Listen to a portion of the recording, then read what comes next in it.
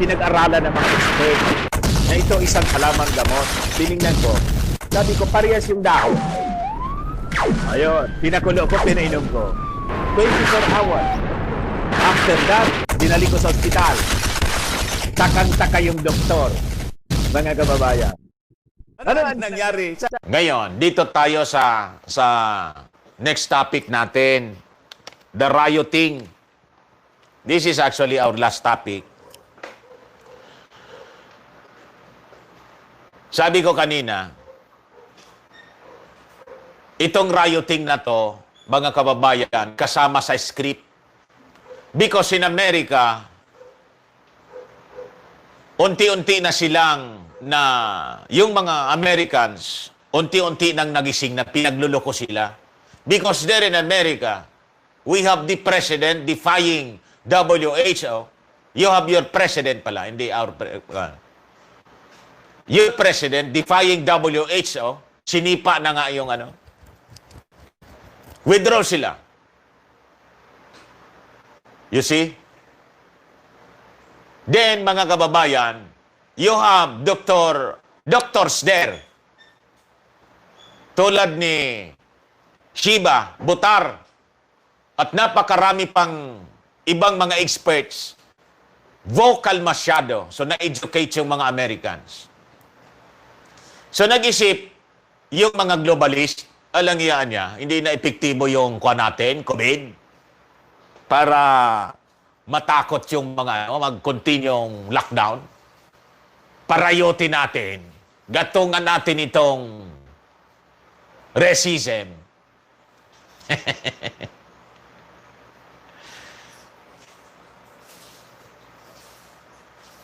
That policeman could be an agent of the globalist, mga kababayan. In comes the killing of a black man that inflamed Americans. And comes, mga kababayan, the rioting. Bakit po nangyayari yon ngayon? Nangyayari yon sa inyo ngayon. Basahin ko po ito sa inyo. From Prepare Fortress, better safe than sorry. Sabi dito. Future shock. The New World Order plans for 2018 to 2020. Your life is about to change. Get ready. Your world is about to be turned upside down. Sabi po ng author. The corrupt criminal regime currently occupying the Washington, D.C. is starting to lose its grip on America. The American people are tired of being lied to. Smart Americans are waking up in droves to the reality of our nation's leadership in financial critical condition. They're tired of being propagandized, controlled, and imprisoned by an illegitimate totalitarian regime that trashes our Constitution, Bill of Rights, and it's stamping out our individual liberties.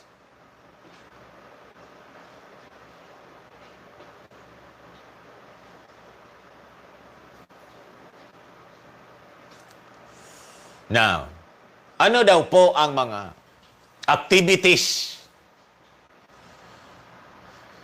nila? No, ito po. Una, alam na natin itong COVID. The lockdown. Bank closures. Kaya po, kanina, binabasa ko yung mga kwento.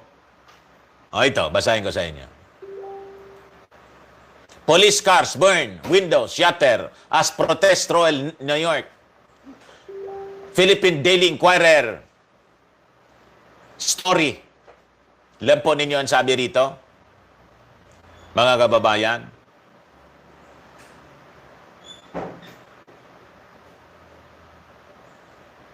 Bakit mainit yung mga protesters? Masyado. Dati na sila kasing inis Dati na silang mainit ang ulo because of the lockdown. Di ba sunod-sunod yung mga protest? Yung protest, mga kababayan, na ginagawa, comes now the brutality of the police as they try to disperse. Dati nang may mainitan yung ulo ng mga Amerikano eh. Biglang pinatay ito, mga kababayan, hindi dahil sa protest, kundi inarrest lang ito eh. Si George Floyd for possessing that, sabi, fake banknotes. Alam na ninyo kung paano pinatay. Niluhuran yung liig. Yung dating racist problem in America, nabuhay muli. Tagal ng problema yung racism in America. Kaya nga may, ang tawag yung black leader nila noon, nakakalimutan ko. Sino yon? Civil, Kaya nga sumikat yon. Di ba? And this time, mga kababayan, inuulit nila yon. Basahin ko yung script.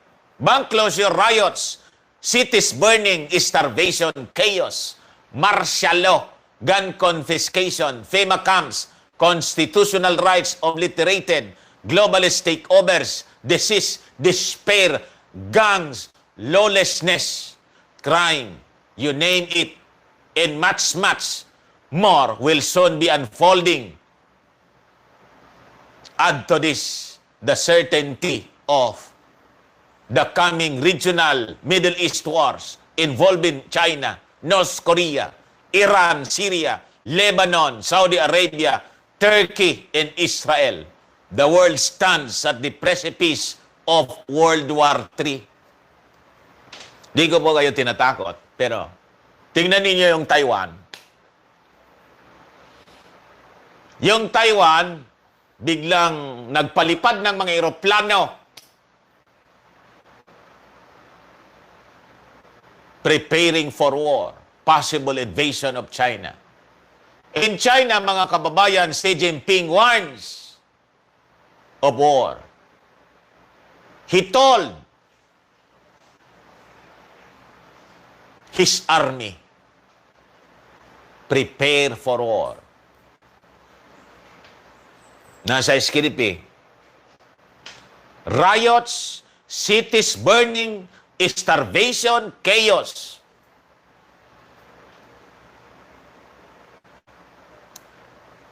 Again, sadly, most of the population is completely, totally unaware of what is about to happen because relatively few people follow alternative media.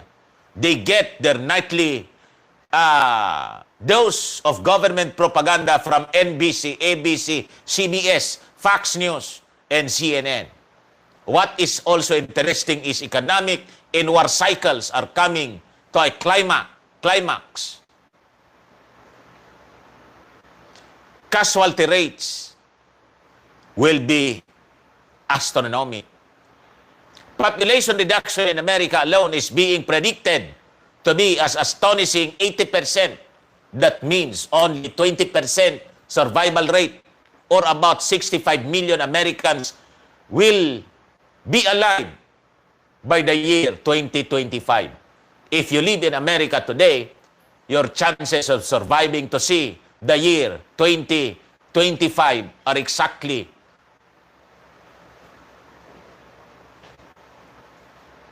Awag ko nang sabihin.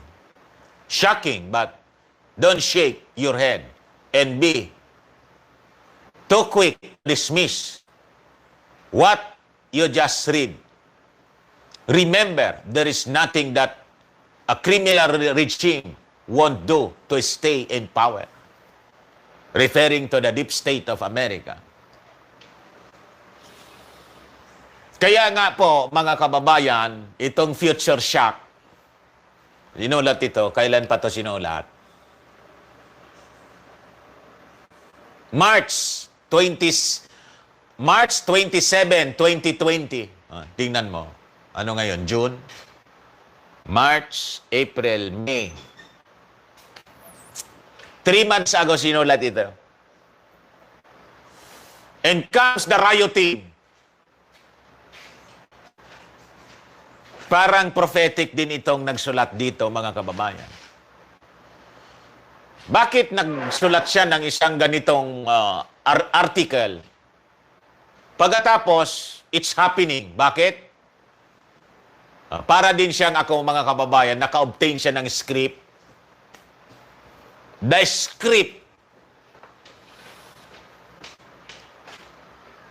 Kung paano guguluhin ang mundo. Kaya kayo din sa Amerika, prepare for the worst. Ready kayo dyan, masyado. And if you can avoid yung mga lugar kung saan, mga kababayan, nagkakagulo ngayon.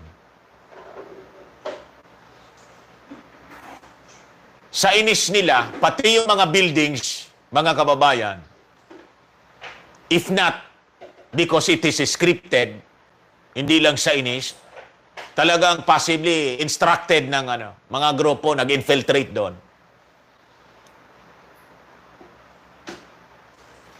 Kino-cover live kanina sa Russian television. Tapos, may isa naman na vlogger, kinukunan live. Tapos, pinagsasabihan yung mga tao, bakit anyang ninanakaw ninyo? Wala. Ano anyang kinukuha ninyo? Ay, nakakita ninyo. Mga sapatos Nike. Rinansak yung mga tindahan. Kung ano ang mabunot niya. Hindi man po squatter o mga taong homeless ang gumawa, nagpakakotse. Sabi ko sa inyo, nagpakakotse. Ano ibig sabihin nun?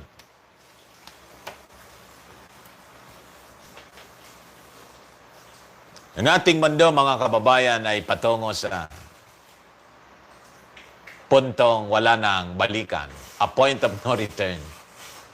Kaya mag-ready po tayo. Sabi ko sa inyo, many times, pag nagkagulo dito sa ating mundo, it is because it is planned. The game plan is ordo ab chaos. Ulitin ko po. Order from chaos. Una, guguluhin nila to justify the taking over of the nations of the world. And in this pandemic, manganganak ito ng iba pang kaguluhan, just like what happening in America.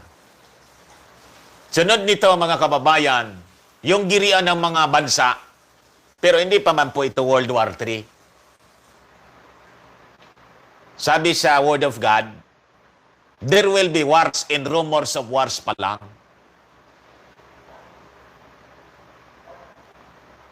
And yung paalala sa atin, do not be troubled.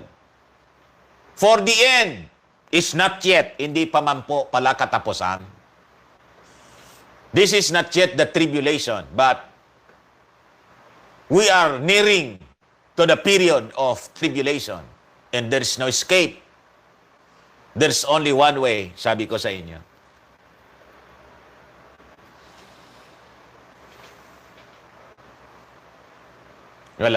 Walang ano. The Antichrist, mga kababayan, is about to take over the world. And his agents are working overtime para guluhin ang ating mundo. Beginning with the pandemic, and comes the rioting, etc., etc. Then the agents of the New World Order will take over, mga kababayan. With the vaccination, with the aim of controlling every human being. May isa pa nga akong pelikula sa Netflix na pinapanood kagabi. Mga ilang days ko na yun pinapanood. Di pa na matapos-tapos. Ang titulo po, Salvation. Another predictive programming, mga kababayan. Produced by the, tawag doon, yung sa Amerika? Hollywood. Alam po ninyo kung ano yan? Asteroid impact. Sabi ko, ito yung susunod. Kaya siguro nagpalipad ng yung SpaceX, nandun na sa International Space Station. Di ba nagpalipad? Ayun. Alam niyo kung anong kwento doon sa Salvation? The American establishment, mga kababayan, through the NASA and Pentagon,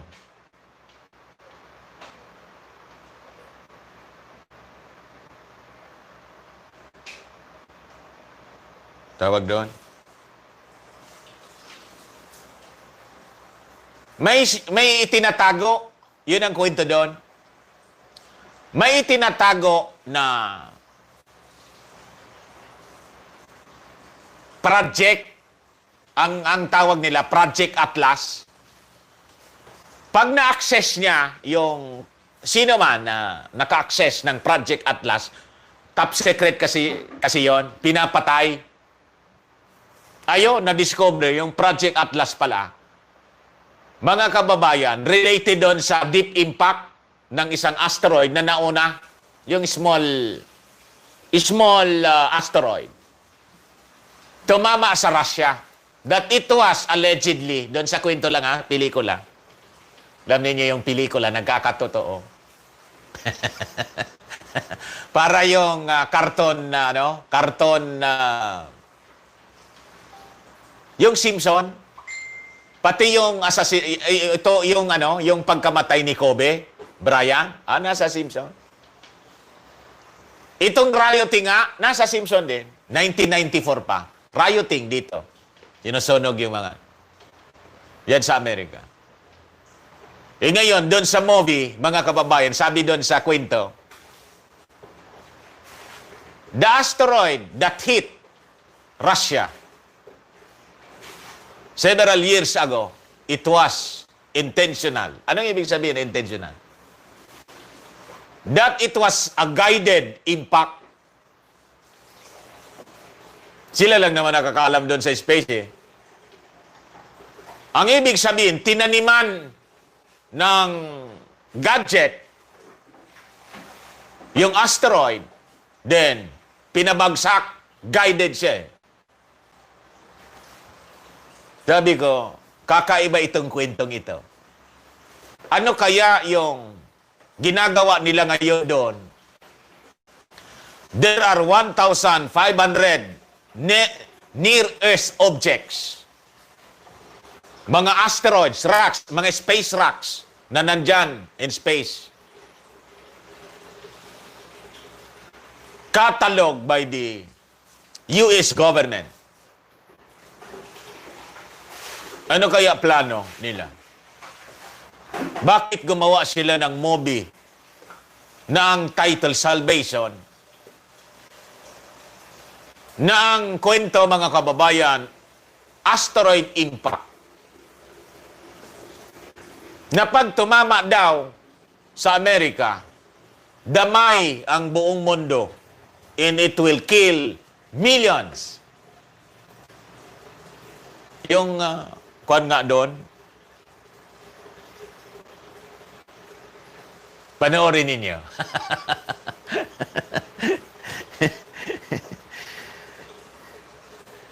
Mahaba yung kwento So, mga kababayan, there's no escape. There's only one way. It is only through Jesus Christ. Kaya po, mga kababayan, you have to understand, you have to learn kung paano maligtas. Again, babasahin ko po sa inyo ang mga pwede nating gawin. In the ABC of salvation, mga kababayan, A, you have to admit that you are a sinner. Lahat po tayo kasi nagkasala, you and me. For all have sinned and come short of the glory of God. That is in Romans chapter 3, verse 23. And in Romans chapter 6, verse 23, the wages of sin is death. Ang kabayaran daw, mga kababayan, ng kasalanan ay kamatayan. Ang nagsabi niyan, ang ating Panginoon. So, we have to admit that all of us, sinners po tayo. That is the first requirement para kung gusto mong maligtas. Pangalawa, letter B of the ABC of salvation, believe that Christ died, buried, and rose again from the dead. That is the gospel of our Lord Jesus Christ. That is written, mga kababayan, in 1 Corinthians chapter 15, verse 1 to 4.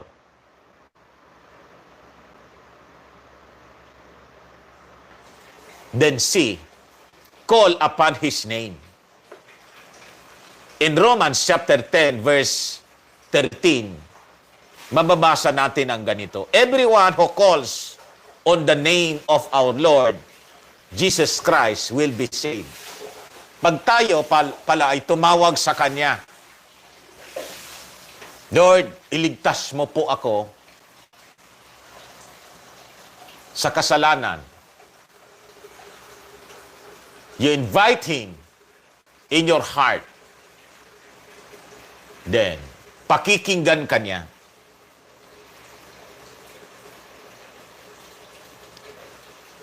In the simple prayer, pag ito'y ginawa po ninyo ngayon or mamaya, this is a powerful prayer that will save you, mga kababayan. And if you please follow me to say this prayer,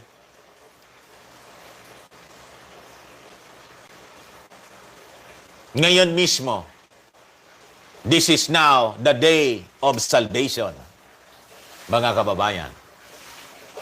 Bakit? Baka bukas, maybe too late para sa atin. Kasi po, di natin alam ang bukas. Yung mamaya nga, hindi natin alam eh. Minsan may iniisip tayong gagawin mamaya na iba yung direksyon ang dapat nating gawin. Ibig sabihin kasi po niya, di natin kontrolado ang future natin. Ang bukas. Di ba? So, follow me, mga kababayan. Bow your heads and say this powerful prayer.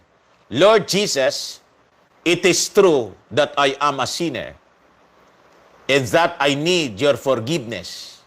I believe that you died in my place to pay the penalty for my sin, and that you rose from the dead.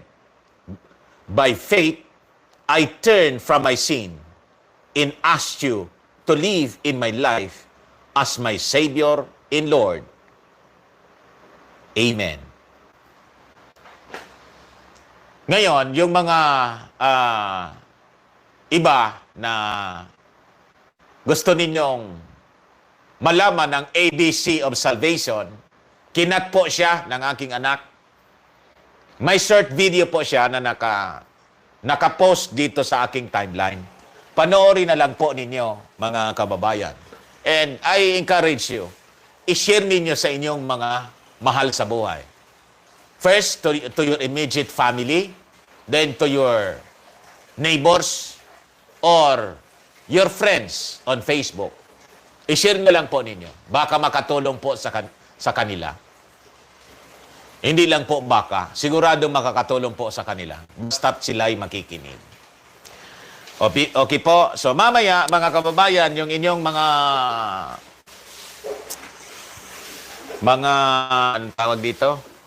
Mga reactions dito sa ating programa. Babasahin natin.